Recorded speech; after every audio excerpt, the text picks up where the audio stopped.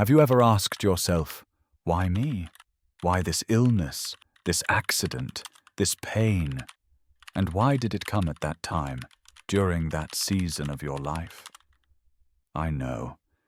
It's not an easy question to ask, and it's definitely not an easy one to answer. A friend of mine, a few years ago, was someone constantly on the go.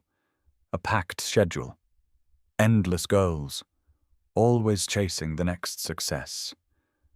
Until one day, she collapsed. Suddenly, without warning.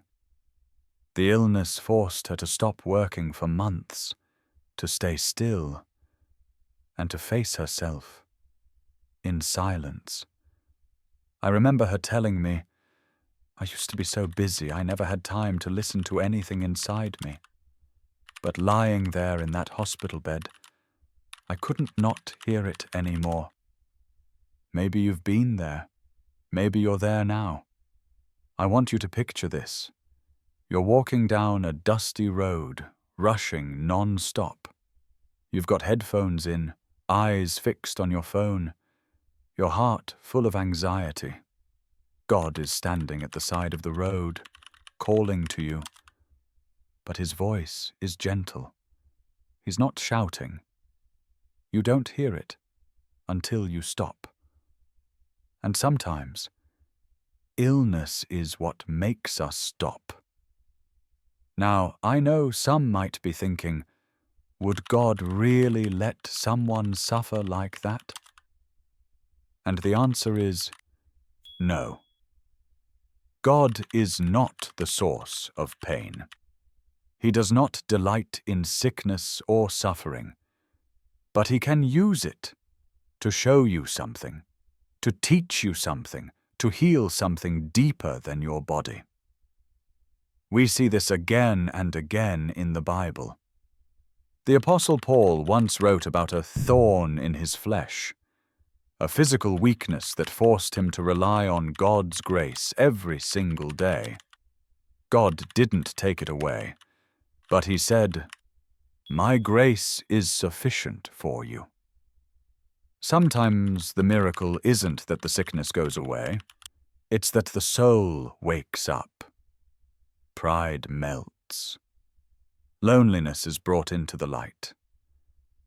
And you return to your Creator, not with your feet, but with your heart. I once met a man, a highly successful businessman, who had to undergo heart surgery.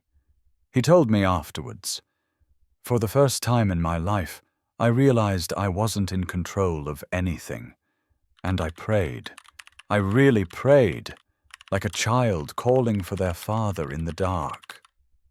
My friend, if you're walking through a physically painful season, I don't have easy answers, but I do have this to tell you. God has not left you in your pain. God is not silent in your night. It's often in your weakest moments that his voice becomes the clearest.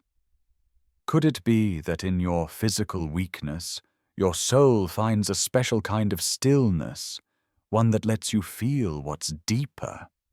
Science even shows that when the body is tired or in pain, the brain becomes more sensitive to emotion, to spiritual depth, which means, in your pain, your soul might be quieter, so you can hear better.